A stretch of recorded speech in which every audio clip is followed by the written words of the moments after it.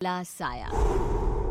यूं तो बनारस घाट अपनी खूबसूरती के लिए बहुत प्रचलित है, पर घाट के किनारे कई राज लिए बैठे हैं। ये कहानी शुरू होती है बनारस के घाट के पास बने ममता निवास से, जहां प्रिया लाल जोड़े में घर को की अचानक एक बहुत गंदी सी बास पूरे घर में फैल जाती है।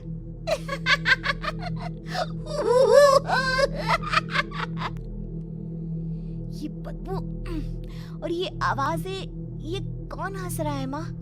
अपने पैरों से पवित्र करो।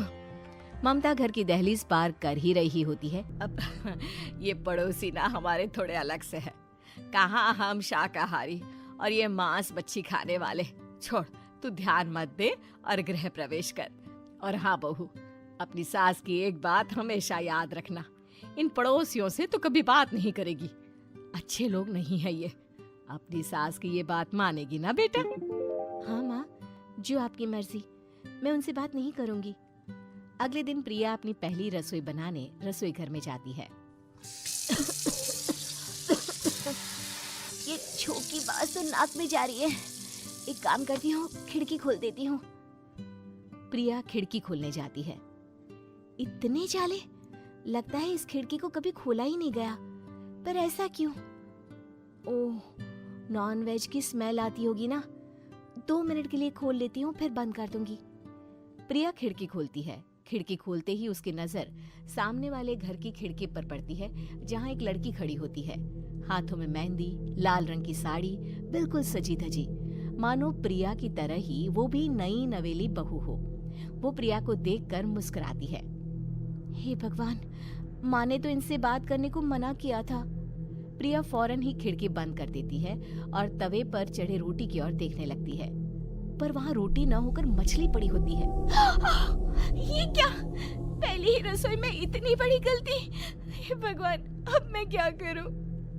प्रिया बहुत डर जाती है और फौरन रसोई की सफाई करने और फिर सभी के लिए खाना बनाने लग जाती है।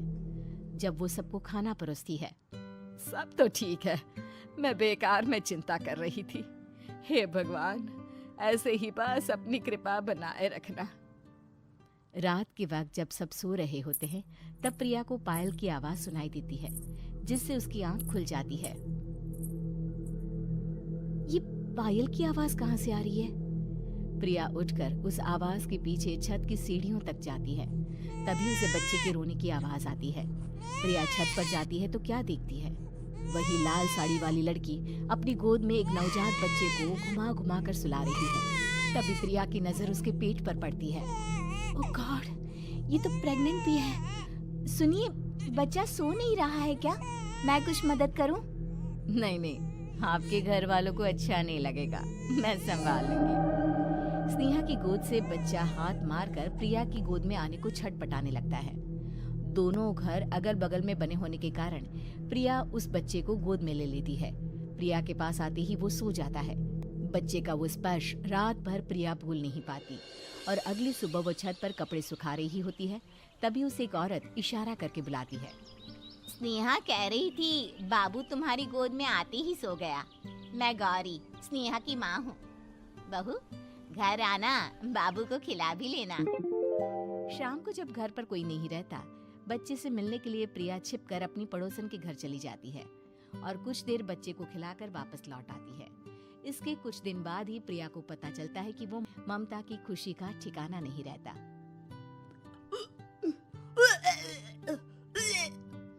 माँ जी, पता नहीं क्यों उल्टी आ रही है। प्रिया भागती हुई वॉशरूम में जाती है तो हरे और लाल रंग की उल्टी करती है। उस उल्टी में से कीड़े निकलते हैं। ये क्या? खून और ये कीड़े! माँ! माँ! प्रिया की आवाज सुनकर ममता दौड़ कर आती है, पर बेसिन में कुछ नहीं होता। प्रिया हक्की बक्की रह जाती है। ये सब क्या हो रहा है?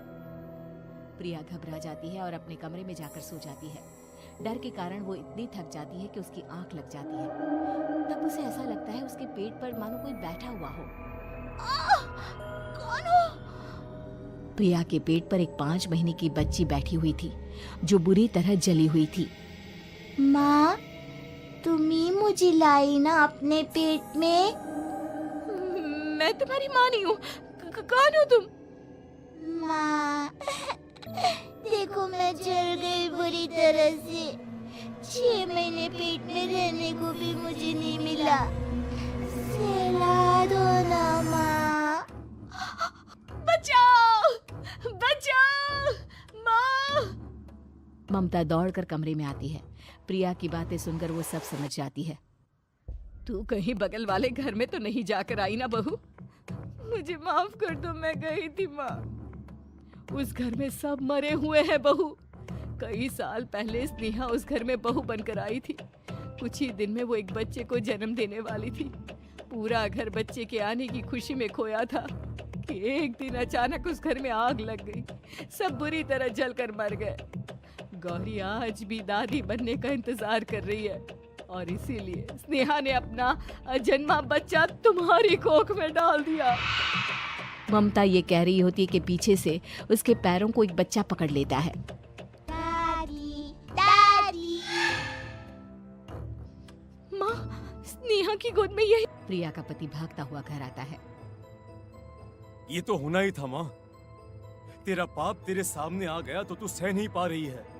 स्नेहा घर में आग लगी नहीं थी, माँ ने लगाई थी प्रॉपर्टी की लालच में। और वो बच्चा मेरी पहली पत्नी का बच्चा है, मेरा बेटा, जो कि उस आग की चपेट का शिकार हो गया था। ये बच्चा था। ये बच्चा कौन है फिर? तेरी मौत है। तेरी भी दादी। जिस चीज का ममता को डर था वही हो गया। ममता निवास के ऊपर मौत ने चादर बिछा दी थी। प्रिया का पेट ऐसे बढ़ जाता है मानो 9 महीने का हो। 2 हाथ उसके पेट से बाहर निकलते हैं। बहू, संतोष को फोन कर, किसी पंडित जी को बुला बहू। मैंने तुमसे ये सब माँ के कहने पर छुपाया था। मुझे माफ कर दो प्रिया।